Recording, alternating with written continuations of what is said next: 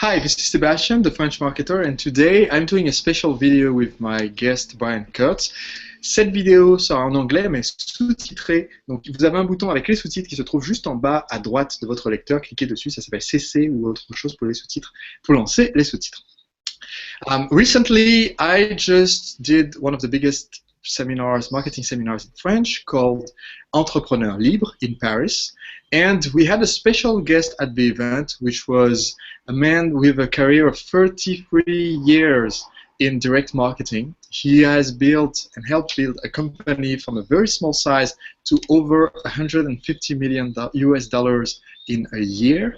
And over his career has sold more than 1 billion euros worth of products and services at all kinds of price points. And what's very interesting is that during his presentation at my seminar, Brian, which is my guest that you'll meet in this interview, shared a lot of advice on how you can grow your business with marketing and also grow yourself as an entrepreneur to see your life and your contribution in a bigger way.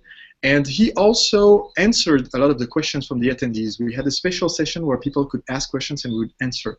But we noticed that there is one set of questions that seemed very important for the participants, but that was not answered during that session. So Brian offered to do a quick interview with him, and we are doing a quick series of videos.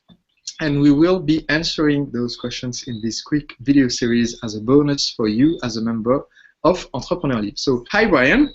Hi Sebastian, good to see you. You're back on this side of the hemisphere, I think, or Yeah, we are both on the other side of the Atlantic because I'm in Guadeloupe here. Yes, you're in Guadeloupe, and I'm back in Connecticut in the United States. And I had a wonderful time in France. So Brian, it was a great pleasure and honor for us to meet you. And one of the things that people asked in the sets of questions that they sent after the event was a question, because I think I brag a lot about you. So I talk a lot about your accomplishments, but it's also important, I think, to show people the mistakes that they should avoid in their life and business. So one of the questions that was asked a lot was, could you talk a little bit about a few of your costliest mistakes, the mistakes that you would talk about as a warning sign for other people to not do, and because it's a great way to learn, right? To make mistakes. Absolutely. And over the 33 years of your career, you probably didn't have only wins. So what non-wins did you have that we could learn from in our businesses? Yeah, you know, again, I was so grateful to be part of your event, and people came up to me like I was some rock star after the event, thinking, you know, wow, Brian, he's like, wow, look at what he's done. He's such an amazing entrepreneur. He's, you know, built this incredible business, and about all these light bulb moments, which was actually my presentation at your event, talking about 7 big things that happened in my career that were some of the biggest successes that I had. And I tried in the speech to talk about that. I still put on the expression in the United States is we put on our pants one leg at a time, like everybody else. No matter how famous you are, you're just human. And when I make mistakes in a $100 million business, they're big ones. I mean, I don't screw around. I make really big mistakes when I make mistakes.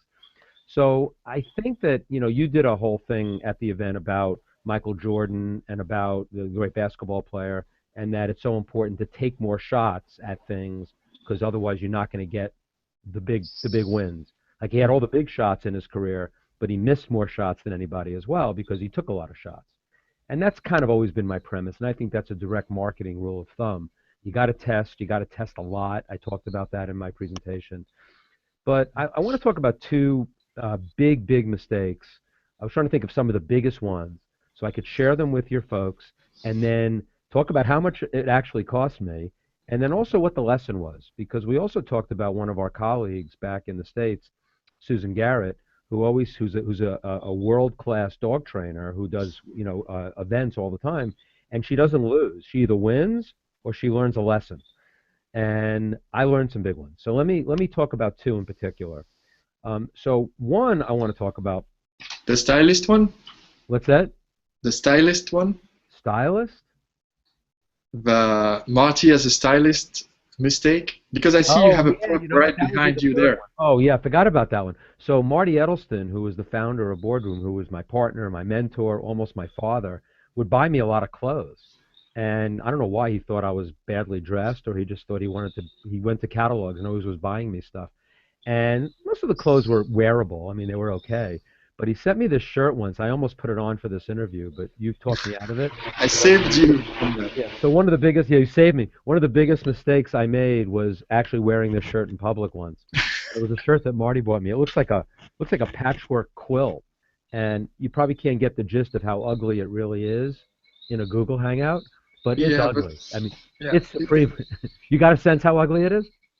Yeah, we get a good sense. And I know I sidetracked you from the right lessons, but I saw it in the background. I was like, that is one of the big mistakes. This was a big mistake. Yeah. Big mistake to wear this in public. I won't ever wear it in public again. Didn't cost me millions of dollars, but who knows what friends I lost and what respect I lost by wearing it in public. Okay. Anyway.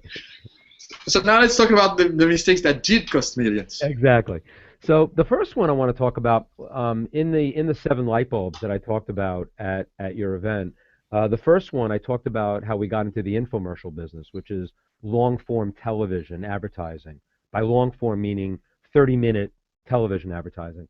And I told the whole story about how I was relentless to get on TV with our products, and to really, it was such an important thing for me because it was a medium that was so big in the United States, and I think it's big in France.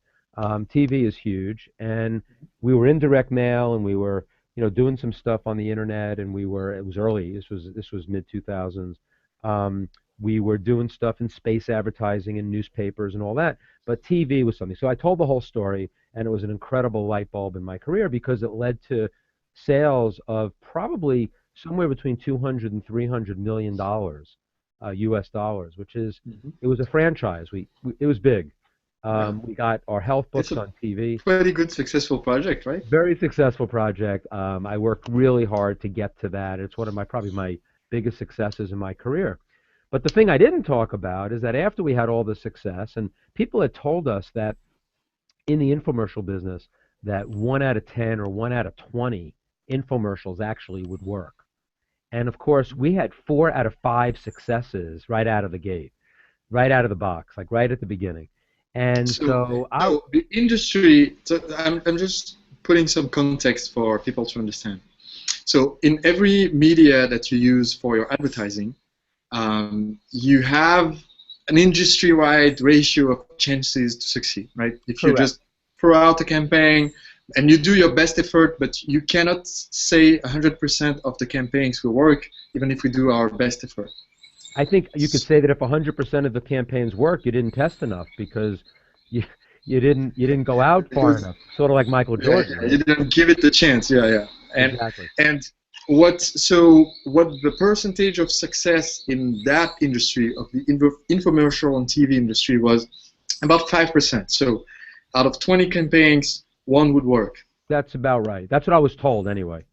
Okay, and when you did your first 5 campaigns, which statistically means you had a quarter of 1 chance to have 1 thing work, right? Instead of having all 5 bomb or just 1 succeed, you had 4 that were successful. 4 out of our first 5 succeeded, and that built some confidence, right?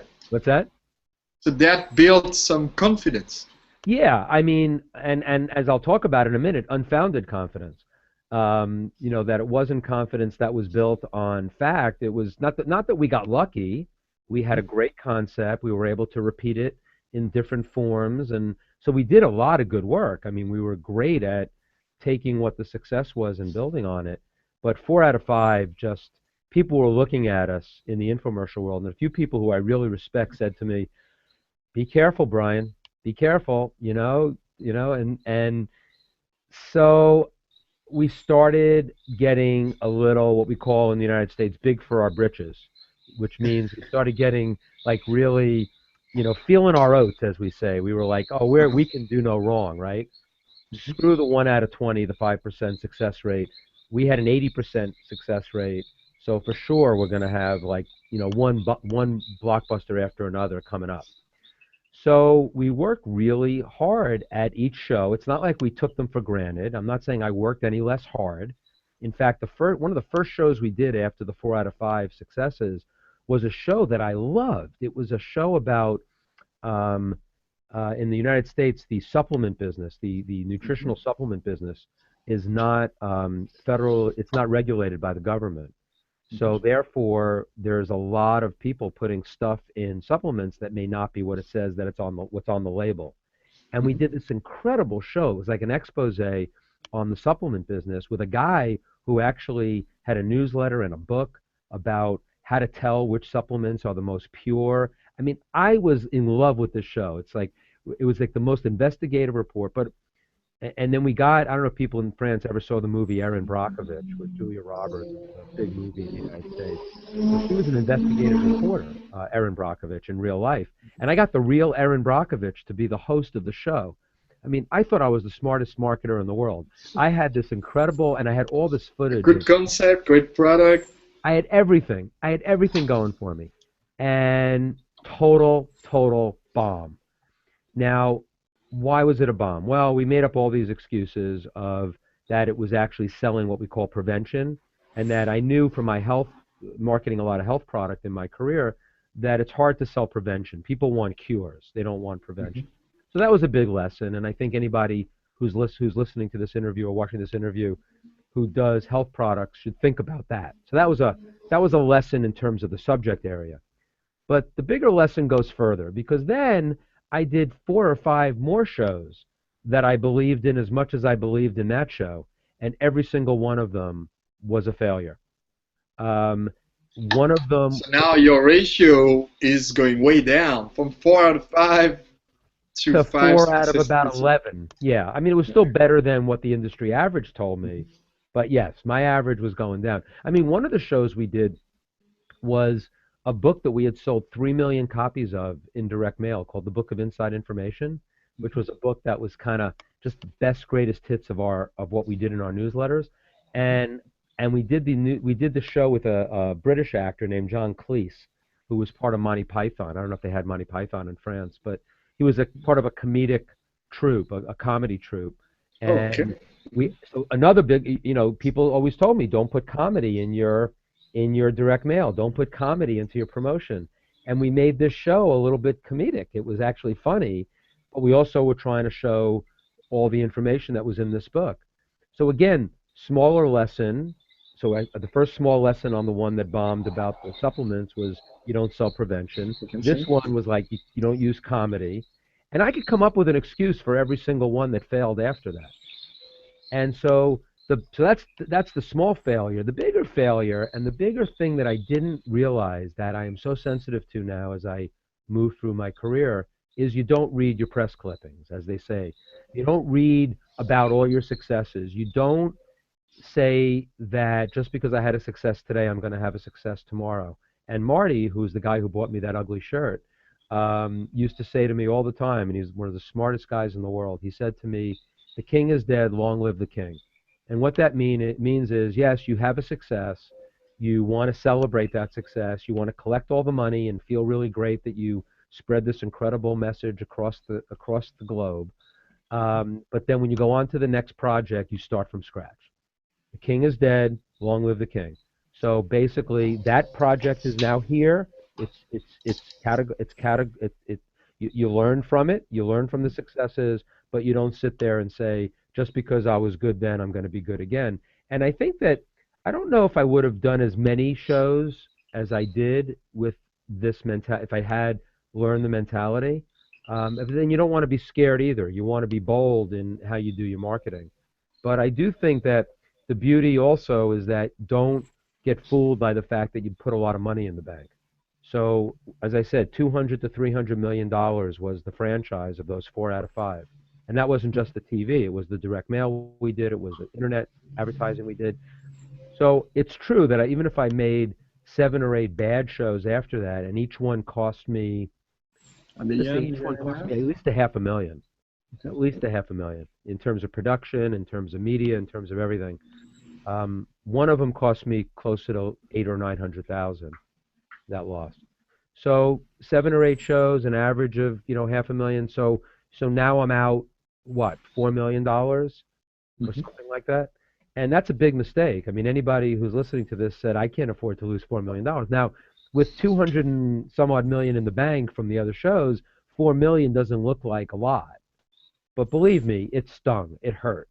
It hurt me as a marketer. And you have to still take them separately. You can't say, well, we have this big success here, so we can afford to miss 400 times on the other side. No, it's not absolutely like not. that, because if you think like that, it's never going to work. Great point, Sebastian. So, I don't know if it's a big lesson, and it's a big, so, it's the individual things of what's going to work and what's not going to work. So make sure that I won't do prevention on TV again. I won't do comedy on TV again. So those lessons I won't repeat. But the bigger umbrella lesson of, don't think that you can do no wrong because you're beating the odds. And sometimes a windfall is a windfall. I don't know if the word windfall is a word that they use in France. You'll have to come up with a good word for that. Yeah, translation is going to be funny. Yeah, but it's basically that when all that money comes your way and you did a lot of things right, don't assume that it's just because how smart you are. There is a little luck involved, and there's a little of timing involved, and the right place at the right time involved. And I knew all that. There is a saying that a smooth sea doesn't make a good sailor. Yeah. And I think that's part of the biggest lesson, right? It's, if you get the big success, don't start to believe that it's just because you're a genius and you can't fail, because then in the next project it might make you blind to other things. Just like you said, there is the small lesson maybe sometimes could have been avoided if the big lesson had been learned before. Yes. So those are big. So you said that there was another big mistake or lesson. Yeah. So this one is a little more about management and prioritization as an entrepreneur, and I think this will be very useful for your folks. And it's basically the big lesson was, trust. You have to understand in your business what are the key levers, like what are the key things that are going to drive you to growth and drive you to the next level. So I'd say in the mid-2000s, while this infomercial business was going through the roof and then it was kind of phased out, I knew that this internet thing was going to catch on. Even though I'm a dinosaur, I think this internet thing is going to get hot. I think it's going to be really, really successful. So we were doing a lot of stuff, figuring out what model we should do online. And frankly, there was probably nothing bigger that we should have been working on, because here we were, an information publisher in the United States with great content, realizing that everything on the internet was free, where we had gotten paid for our content for so long. So figuring out that puzzle of how we're going to get paid for our content in a world of free content should have been #1 priority. And at the time, I thought it was. I mean, I was really focused on it. I was really trying to look at all the models that were out there. And so the mistake I made was I was looking for a model. I was looking for something to hang my hat on. How is there some magical thing on the internet that's going to fit with our content, that's going to make us a lot of money and give us a lot of exposure and whatever? So I hired a guy to run my online operations who had come from a huge website, who had created an advertising model. So it was basically free content, and it was actually in a religious area. So he had incredible traffic on his website, and he was getting paid a lot of money for advertisers to be on that website. And to me, as a direct marketer, eyeballs is not something that I'm accustomed to. Like, I don't know why people pay for eyeballs. I like to pay for people buying stuff. Yeah. But this is a new world, and I kind of trusted. I kind of let myself go a little bit. I better not be a dinosaur. I better, trust this guy to come in and tell me that we could have this big website of health information and consumer information that everybody's going to come to, and that we're going to sell a lot of advertising. And it took us so long to build this site that by the time we were done, the whole advertising model had really broken down, and it was breaking down the thing I wasn't paying enough attention to. Yeah. It had started. I mean, it didn't break down maybe for the Yahoos of the world and for, you know, WebMD and some really huge sites who were the #1 leader in their category. But bottom line, my company wasn't going to be the #1 leader in the category. So by the time we were ready to launch the thing, we didn't have the traffic, and the advertising model was already breaking down. And I trusted so much to this guy, which is not his fault, it's my fault. So there were several issues then, because there's the fact that you're bringing somebody from the outside from a different model that's different from your usual business model. It's not one step removed, which would be a lesser risk, because if you just change the platform or the media, but with the same kind of business model, that's one level of risk. But then you are going with a second level of risk, which is different platform and a different business model. Precisely. And then a third business of risk, which is, can we become #1 or #2 in that area? Right. And to think that, you know, the hubris, I don't know how that gets translated into France, but that I really thought, you know, that I thought I was so good, or boardroom or bottom line was so good, that we could be the #1 leader in alternative health on the web in a year or 2 years. I mean, what an idiot was I. I was an idiot. I mean, I hate to use that word. Maybe we'll come up with a better word in France. I was not happy. I wasn't happy. But maybe it was just a problem of time frame, right? Because it's always possible to become the #1 in that space or any space, but maybe the resources that were allocated and the time frame that was allocated was not realistic. Exactly right. So I guess, you know, I don't think I want to do any more of these because I'm already going to have a depressing day now. Yay, mistake! With a smile on my face. But I thought it was really important because we didn't get to it in France. You know, that I wanted people to know that I'm a really good guy. I am. I'm the nicest guy in direct marketing. But I am human, and I've made huge mistakes that I think a lot of your people in your crowd probably thought I was some kind of Superman of some sort. The way they took pictures with me and the way they wanted to be with me and talk to me, and which was very humbling and very flattering. But we're all human, we're all in this together, and we learn from each other. And why you and I are in a mastermind group together is to have people around us to maybe catch us before we go too far down some road that will create those big mistakes. And we talked a lot about masterminding in France, which we'll probably talk about again on some of these future videos maybe. But I just thought it was really important to share a couple of those, since those are some of the questions, and I think we gave them some good lessons. And you added some nice things about different platform and, you know, not what we're used to. And that was really good, because those were some of the big mistakes that I didn't probably want to admit as quickly as some of the ones that were obvious, which was I fell into a model that was already obsolete by the time I was ready to launch it. Yeah. So just for the audience, Brian agreed to do a 3-part video series. So what we are doing, the first video was to answer the question that several people asked, which was, what is one big mistake that you made, like $1 million mistake? So we have, I think, so far about $5 or $6 million worth of mistakes that we just talked about. So that's a good score. I think it's more than that, actually, because the second one with the web was probably the opportunity cost of not doing something else on the web. That could have been a $10 million mistake. Okay, so we are at $14 million worth of mistakes. That's a good score for today. Let's stop here for today. So yeah, in the next video, I will be talking about another topic that was very important to the people of my audience, because my customers are readers, most of them, and a lot of people come to my seminar because of my book. And one of the questions that was asked, and we can see during this interview, we could see that you just arrived in your New York office, so there is stuff everywhere, but what we can mostly see is all of your books.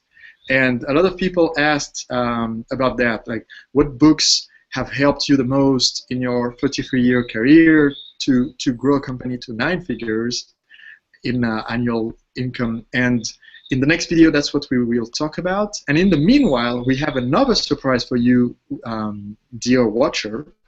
And this surprise is that Brian agreed to send you a little booklet as a gift that you will get in the mail. So you might get it before you get the second video in the series. So I just wanted to say thank you, Brian, for that. And I'll explain in the letter that is with the little gift. You will get a little letter that explains to you what this booklet is about. And I think it's one of the best ways, the thing that you will learn in this little book is one of the best ways to create an extraordinary network of fantastic people to become part of your top 6, as I call it, so the people that can help you brainstorm and find new ideas and open your mind to the world. So again, thank you, Brian, for the gift, and we will see you in the next video. Thanks, Sebastian.